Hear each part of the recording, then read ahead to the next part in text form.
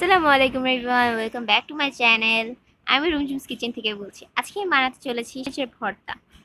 তো সেটা বানানোর জন্য আমাদের লাগবে সয়াবিন তেল। আপনারা চাইলে সরিষার তেলও ইউজ করতে পারেন। তেলটা গরম হওয়া পর্যন্ত একটু অপেক্ষা করবেন। আপনারা চাইলে উপর হাত দিয়ে একটু চেক করতে পারেন, মানে তাপটা নিয়ে। তারপর আমি দিয়ে দেবো পেঁয়াজ কুচি। আমি এখানে পেঁয়াজগুলো কিউব কিউব করে কেটে নিয়েছি। আপনারা চাইলে কমও দিতে পারেন, বেশিও দিতে পারেন। আমি এখানে 4 থেকে 5টা ইউজ করেছি। এগুলো সুন্দর করে ব্রাউন করে ভেজে নিতে হবে।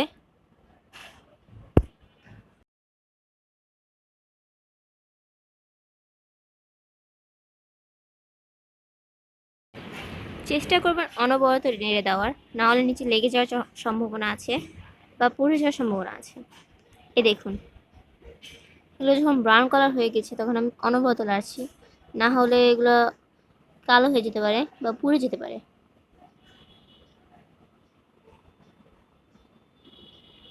এগুলো তারপর আমরা উঠিয়ে নিব, এক সাইডে রেখে দিব। তারপর দিয়ে দিব আমরা রসুন। এখানে আমি নিয়েছি আপনার 10 থেকে 11টা কুয়া।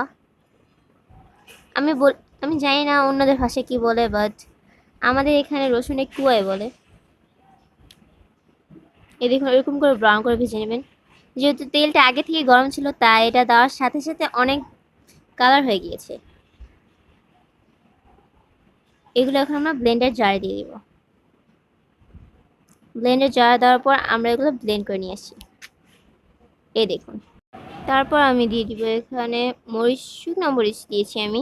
এগুলো আমি আগে থেকেই গুঁড়ো করে রেখেছিলাম। তারপর দিয়ে দিব লবণ। হ্যাঁ, বারবার ব্লার হচ্ছে, তার জন্য আমি খুবই দুঃখিত। এখানে আমি কিছুটা পরিমাণে পানি অ্যাড করেছিলাম, তারপর সুন্দর করে ব্লেন্ড করে নিয়েছি। এই দেখুন, আপনি এগুলো গরম ভাতের সাথে খেতে পারেন, তা আবার আপনারা অন্য কিছুর সাথেও খেতে পারেন।